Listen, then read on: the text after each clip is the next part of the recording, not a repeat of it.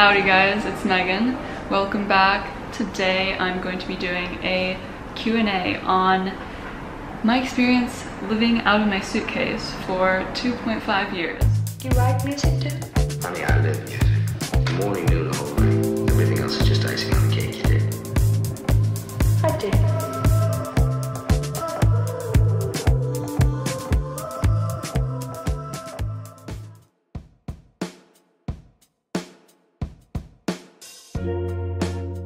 What I try and do is just fill my space with familiar items like postcards that I carry with me, you know, Polaroids of friends and letters, that sort of thing. I just sort of like put them up on my wall, sort of like if you were to decorate a dorm.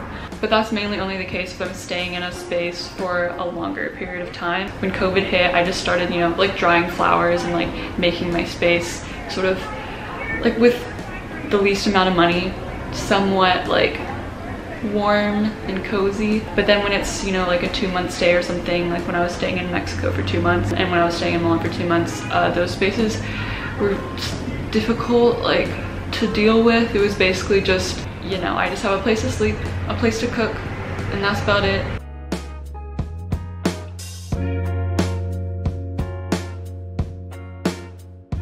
Basically how I approach this problem is I try and pack minimalist. I make sure that every piece is unique and I'm not just like sifting through clothes because I get tired of them. I try and like repurpose them or alter them, you know, and I try and see them in a different light, maybe try and layer, that sort of thing. That's why I approach those problems, you know. If I have my summer clothes in a winter climate, layering is going to be your best friend. I'm honestly trying to find a better route to letting go of clothes that I don't need and I like can't pack, because sometimes I just get to the point where I really just need to get rid of my stuff, so I go to a secondhand store and just like drop off the bag. But it turns out that might not be the best for the environment, because secondhand stores go through their clothes and, you know, some clothes actually end up in the landfill, you know, clothes that don't get sold. I think at some point when I'm ready to like cycle through my clothes, I will be selling stuff on Instagram, you know, go the Depop route and everything. But in Tokyo it is sort of difficult to be selling on Depop just because of like international fees and shipping, obviously.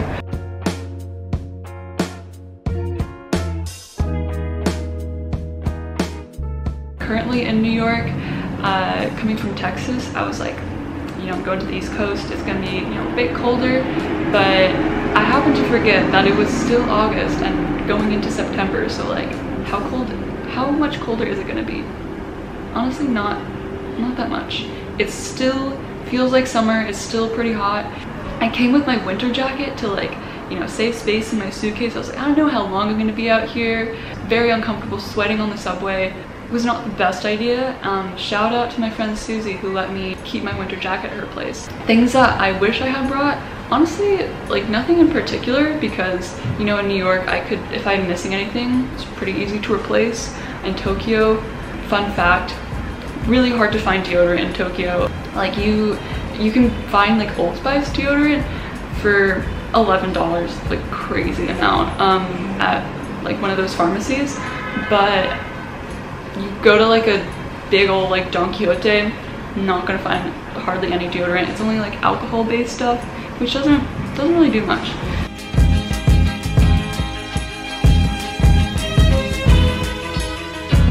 Once you leave high school, it's just like really confusing how you approach like new friendships, you know, because when you have a job like modeling especially, it's not like you have a set like workplace that you show up every day and you see the same people, you see the same coworkers, and then you just sort of like find friends through everyday interactions, you know, you see the same person and then like that's how you start to build a relationship, a connection, you know.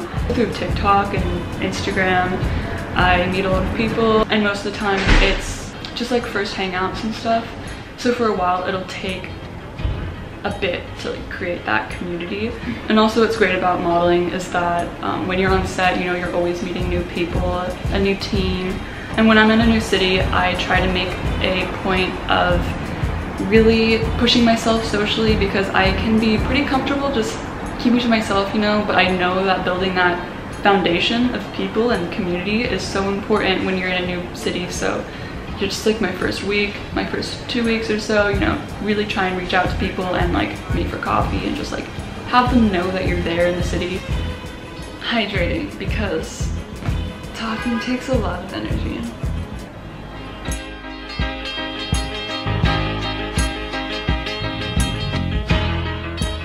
So for 2.5 years plus, it was really exciting, you know. I was 18, 19. I just had dropped out of college for the 1 semester I was there, and I was in the big city. I was in New York, and I had the opportunity to, you know, go on a trip to Mexico for 2 months and live there.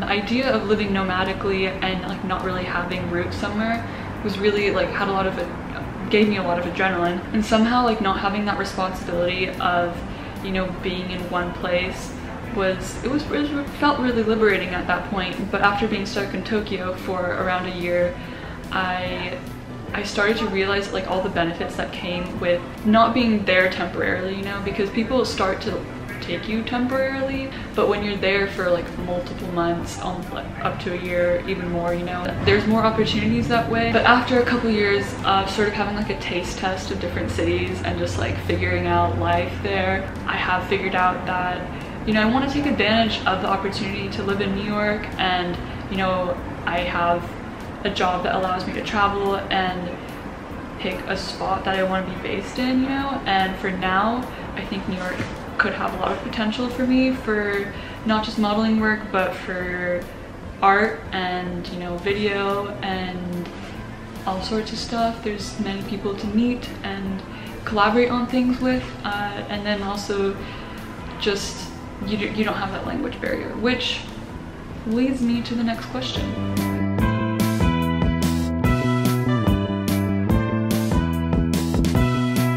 So being in a foreign country where you can't speak the language can be frustrating, but I can conclude that I have survived, and it's not too much of an issue. So during my 1 year stay in Tokyo, I came across a lot of obstacles regarding the language, just ordering food at a restaurant and getting by around the city, navigating, that sort of thing. So when I'm in a foreign country for a couple months, usually 2 at a time, I will still make an effort to learn some of the language. I won't just like get by here with my English and be like superior language, because I feel like, you know, some Americans can just feel like they still own the city even though they don't speak the language. And I do want to say language learning has never been my strong suit. I tried the textbook route. I took French for a couple of years in high school, and I have like a little bit of a foundation of the language, nowhere close to being fluent. And since I've left Tokyo end of spring of this year, I still wanted to continue my language learning journey and still practice Japanese and make progress in the language. And as of late, I've been using Rosetta Stone, which in my opinion is the closest route to full language immersion.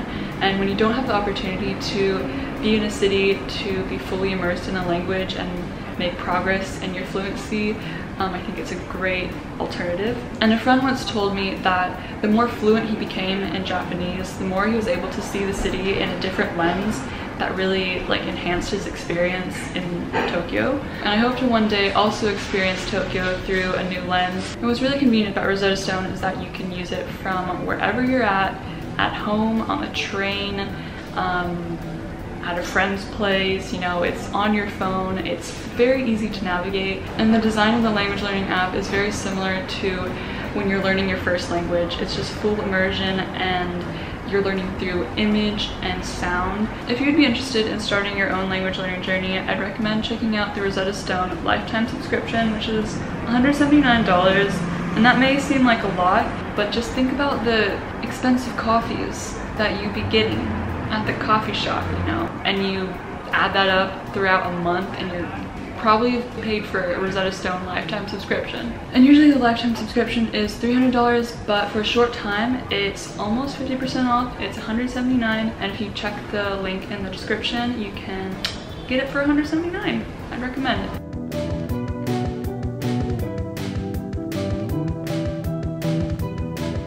So majority of it is just savings, you know. I started off traveling to New York from savings when I was waitressing, and then later down the line it turned into savings from modeling.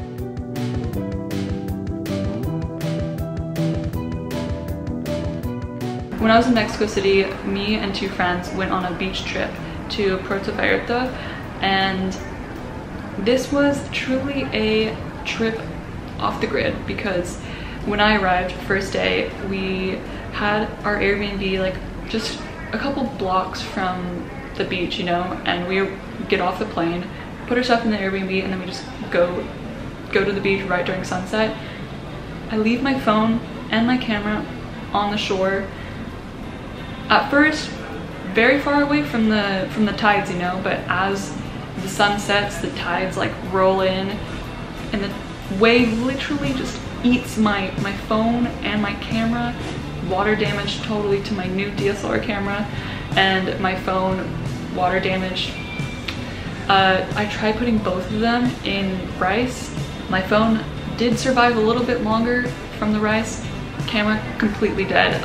Luckily I was able to like figure out something with insurance and got some money back for my camera, but yeah, total wreck. The positive thing that came out of that trip though was I was forced to learn how to use film because I came very prepared. I came with my film camera and my waterproof disposable camera. I had never really properly used film before then because, you know, I'd always opt out for digital over film. And then in this moment I was forced to like use film to document the rest of my trip. And those photos still to this day are some of my favorite film photos that I've ever taken. They're very extra crispy photos and very nice.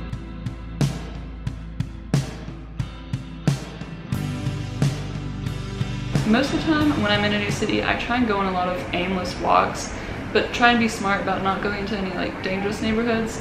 Do your research before. Recently, I've been starting to make like individual lists on Google Maps of just like restaurants, places I want to visit.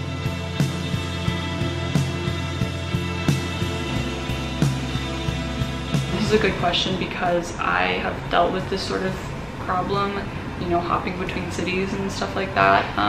My main word of advice would be allow yourself to be more vulnerable to new people. It depends on, you know, like their kind of vibe and if you feel like you can be vulnerable with them. And just as you get older as an adult, you start to see people less because everyone has their own schedule, you know, you're not going to school and seeing that person day to day.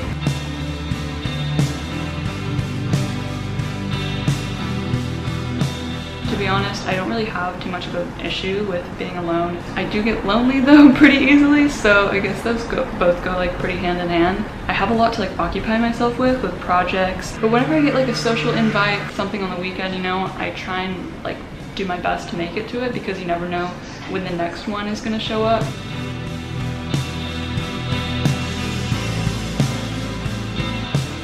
For me, that would be my box of papers. For me, it's useful because I use it for like collaging. I collect like postcards and letters. A lot of papers that I have are like very dear to me. Various like receipts and tickets and stuff.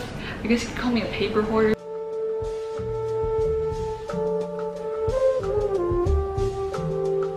Sadly, yes, in London I left my Princess Mononoke playing cards. Left them in my apartment. RIP. I got them in Tokyo, and then they were like, I got them from Don Quixote, so they're sort of replaceable, but they were special. Also left a camera charger and SD card reader that I had just bought in London. Sad story.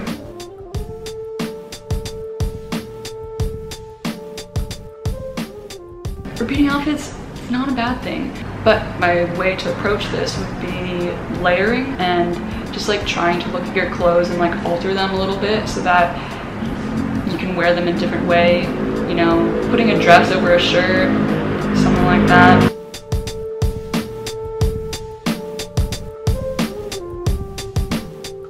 Definitely roller because, you know, it's efficient, using your space efficiently.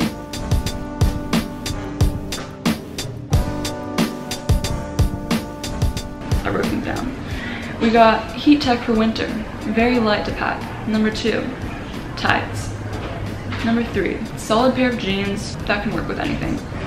4, button up, very versatile. 5, combat boots, wear them to the airport, and they're like not too heavy, you know, to pack and everything. Very solid. I wear combat boots all year round.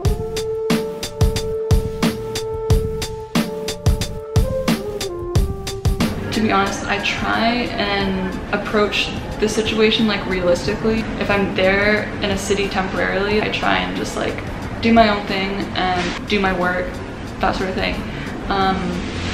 But honestly, if something happens, it happens, you know? You can't help yourself.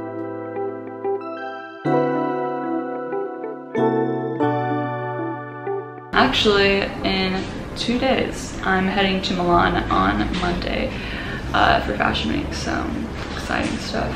And gotta repack everything now.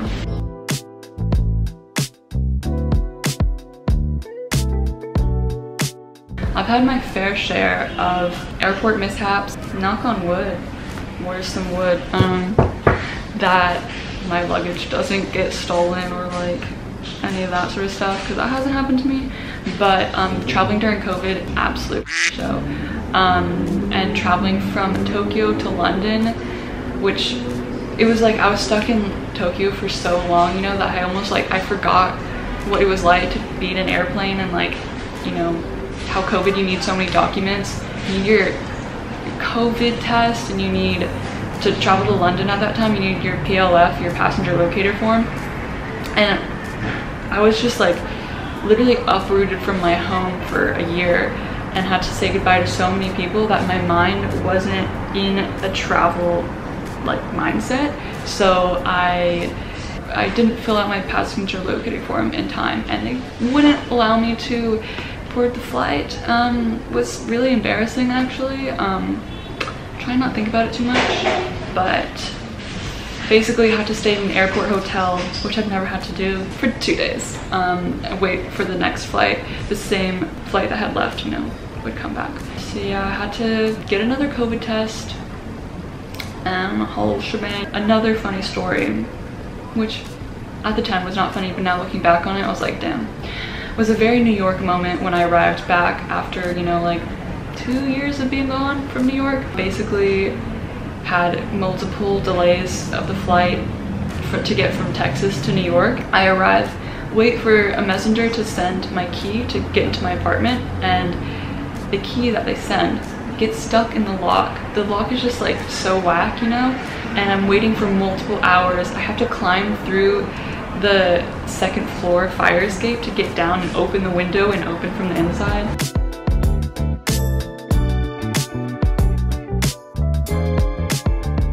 I would say without a doubt, Tokyo. I really was able to build a home for myself, build a community. My 2 agents also felt like sort of like this parental figure, my Japanese parents in Tokyo. They helped me with so much and were always there, very responsive. During my 1-year stay there, I hardly felt homesick. And that, my friends, concludes this video. I hope you guys enjoyed my little Q&A. I don't do many like talking to the camera stuff, but I felt like you guys should know who I am and have a little conversation, you know? So, till next time, ciao.